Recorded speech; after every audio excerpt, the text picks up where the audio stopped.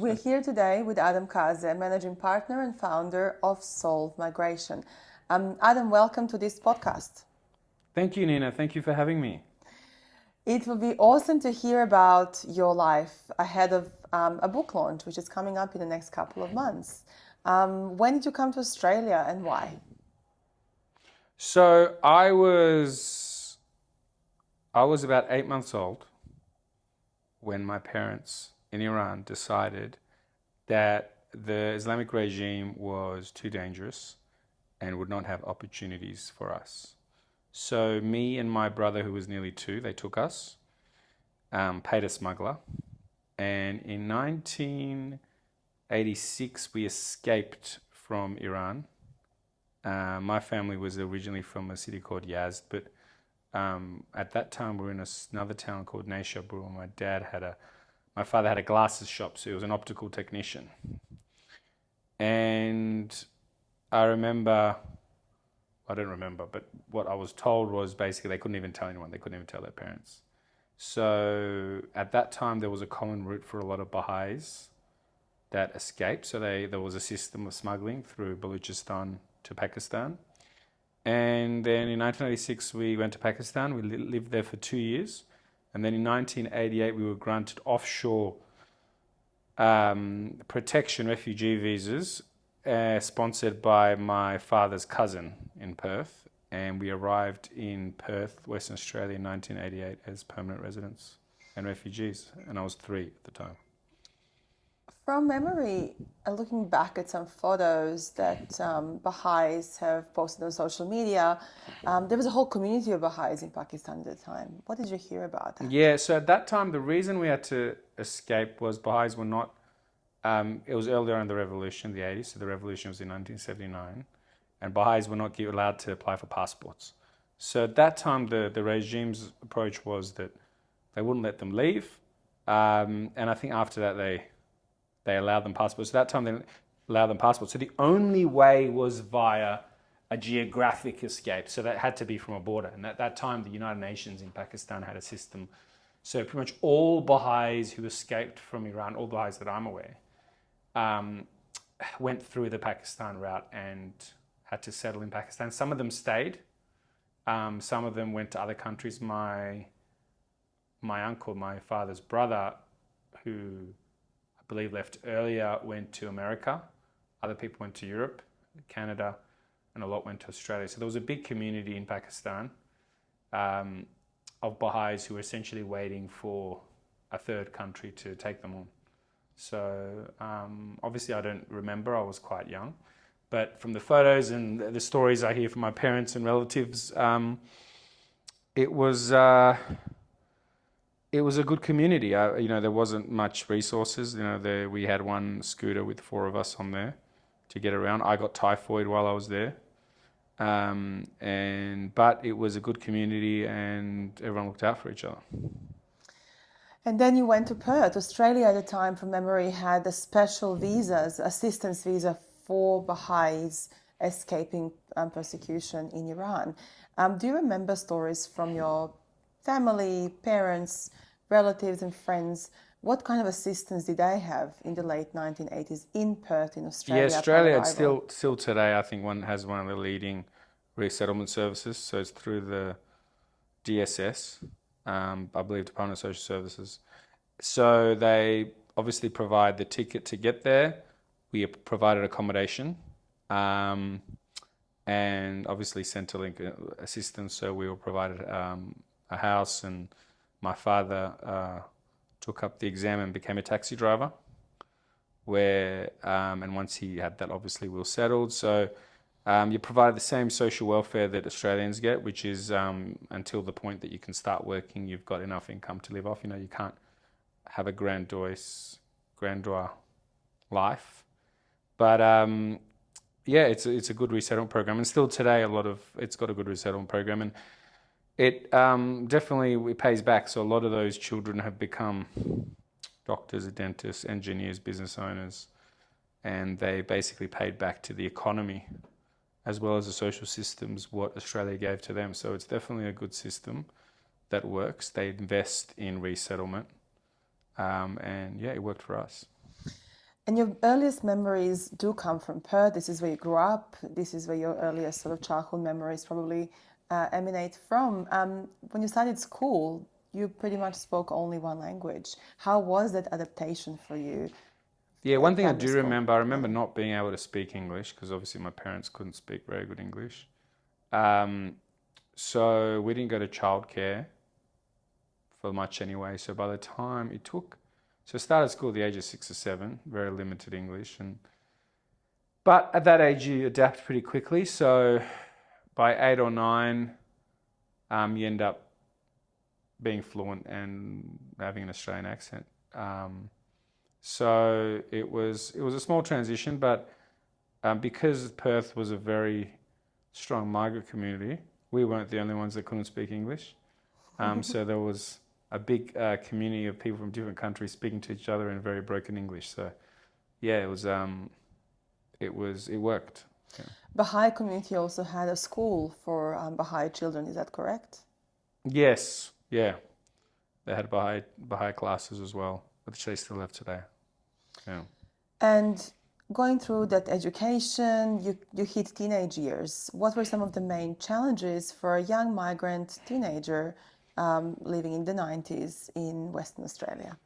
So Western Australia or Perth and like other areas of Australia can get quite segregated based on communities for economic reasons as well as ethnic minorities. So we, growing up in Perth, were, I guess, some lower areas.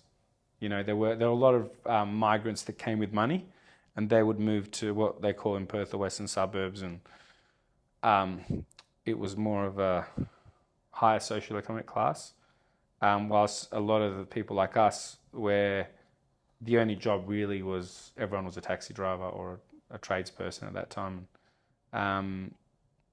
was in the northern eastern suburbs. So the challenges, I guess, were any challenges that come with lower socioeconomic conditions.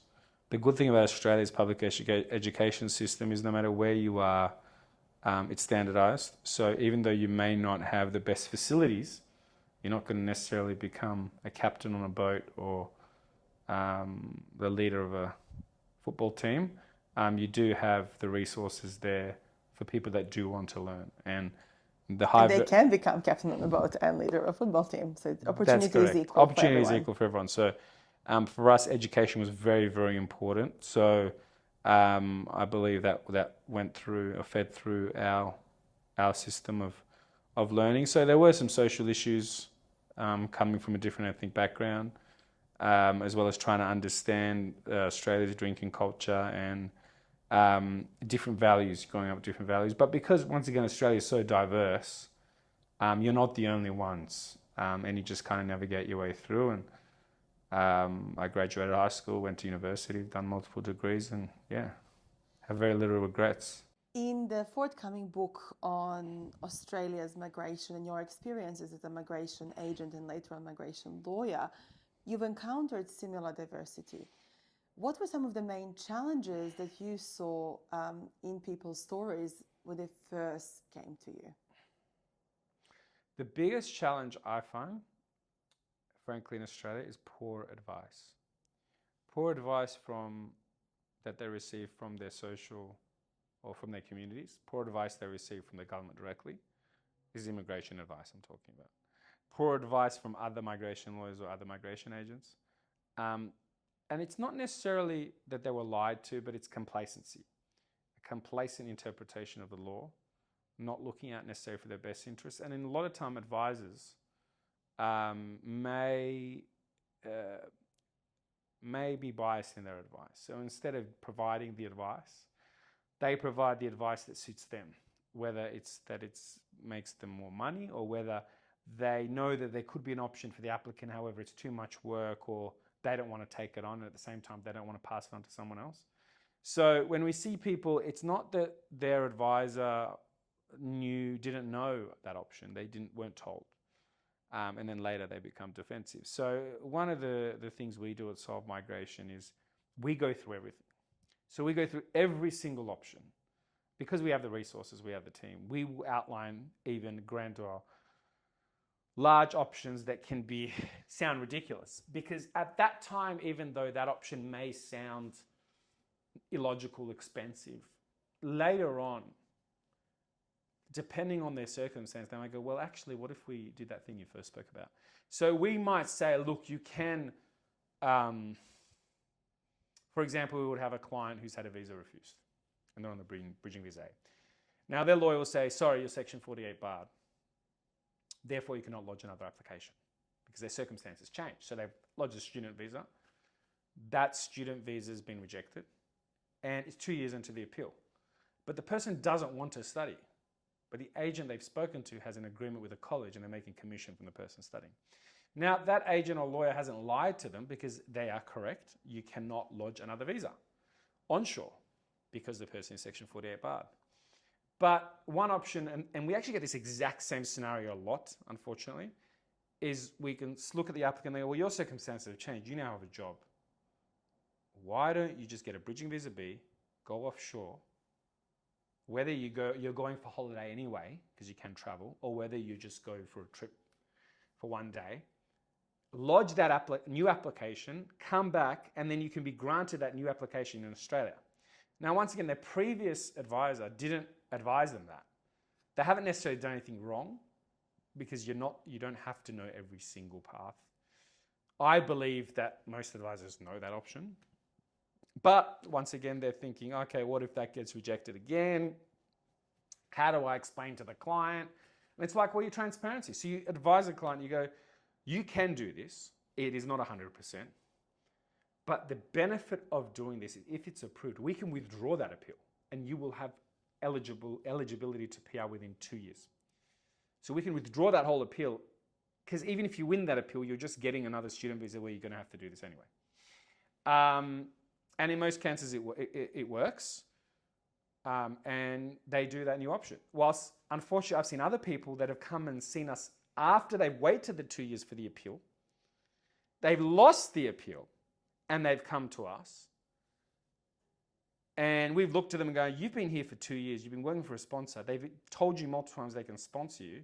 Why don't you do it? And it's, because my advisor said I was section 48 barred. So things are never that simple. And in that case, for example, we have to then lodge a case to Federal Circuit Court to keep the bridging visa alive, which has significant fees as well as further risks. So what I guess, I know that's a long answer to your question. The biggest thing I see is poor advice, as bad as it sounds, or in many cases, either extreme conservatism, which is basically lawyers just saying you don't have a chance, that person making a decision to go back home and then regretting it, or extreme liberal approach, which is no worries, 100% it's going to be approved. Neither of that is correct, but I believe that the government is much harsher on extreme liberal advice. So for example, if you tell someone, no problems, I guarantee you're going to go through, which is wrong, you can be penalized. Why did you lie to the client? Why did you deceive the client? Why did you provide increase their expectations when there was actually risks? But unfortunately, they're not, and this is why we get people that just withdraw. They're not harsh on at all, or there's no penalty for advisors, whether they're migration agents or lawyers, for being too conservative. So the default in law school or when you're studying is when you see someone, if you're not 100% sure, don't even tell them about that option. And that happens a lot when you're studying even the migration course or that, oh, no, you're better off. And it's like, no, wait a minute.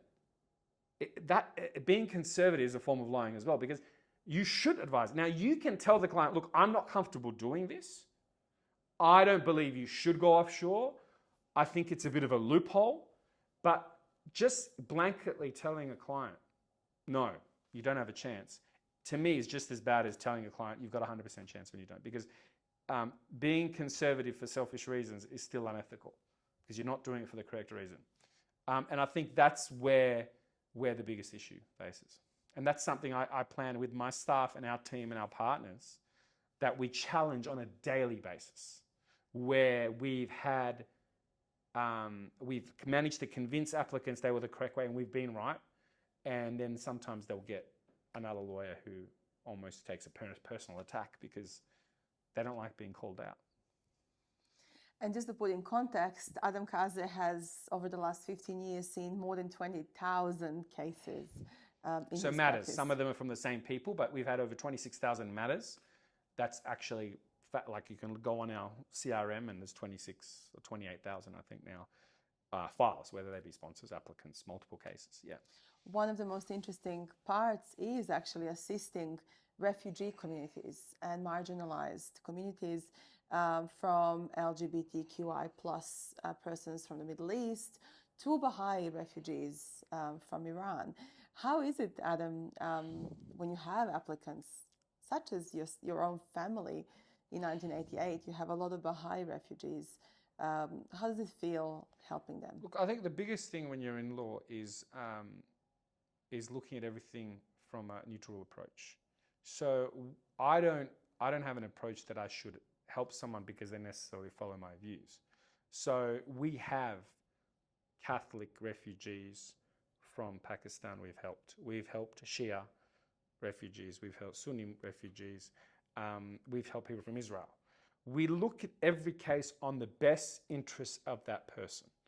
And it's a very dangerous area to get into, especially when you deal with communities, community lawyers. And that's something I try to stay away from. Like, I'm Iranian. So by default, if you look at a lot of migration, you would say, oh, well, most of your clients are probably from Iran, which is incorrect. So probably less than 2% of our clients are from Iran. We have many more Brazilians, Colombians, Indians, pretty much any other nationality.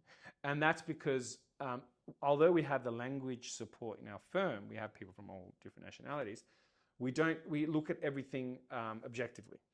So yeah, look, we've helped a lot of Baha'is in Australia. We've people that have really suffered persecution. The ones I really am proud and I get a sense of fulfillment is when you help young people or people with families, because look, once you're older and you're used to a system, you may have a better social life or a better standard of living, right?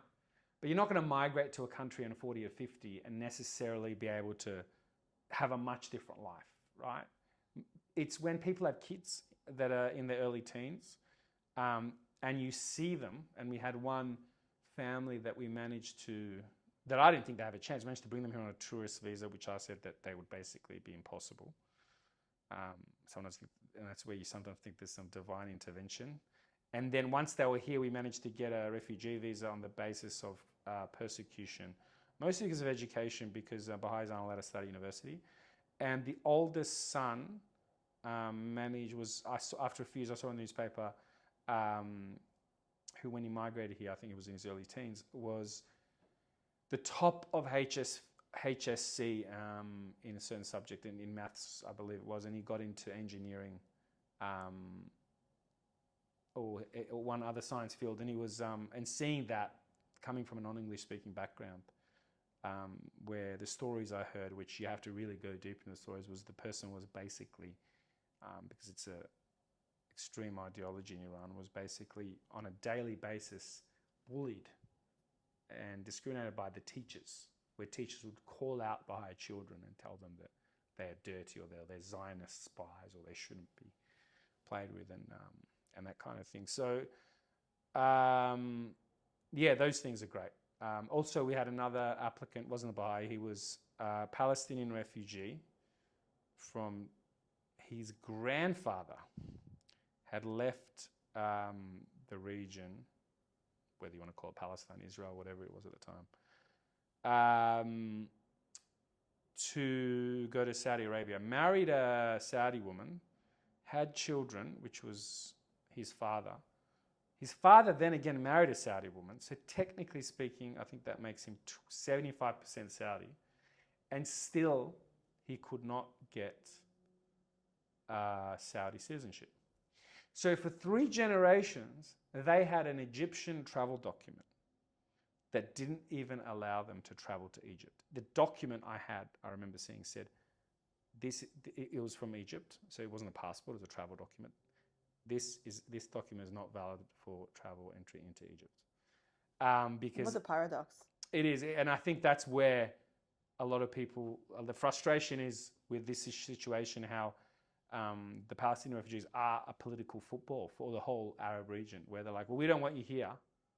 You are our anchor into into the war. So we want you to stay there so that you can be essentially a victim. And then what ends up happening is that in Saudi Arabia, he had three generations of discrimination. So they don't have access to everything. They have a visa that in Saudi Arabia that they have to renew every 5 years. So that's for 3 generations. So somehow he managed with this Egyptian travel document, never been to Egypt, from Saudi Arabia to get a student visa to come to Australia. And basically he was in my office and he was studying his course, and I looked at his case and went, you were stateless. You do not have a state. Your father didn't have a state. Your grandfather didn't have a state.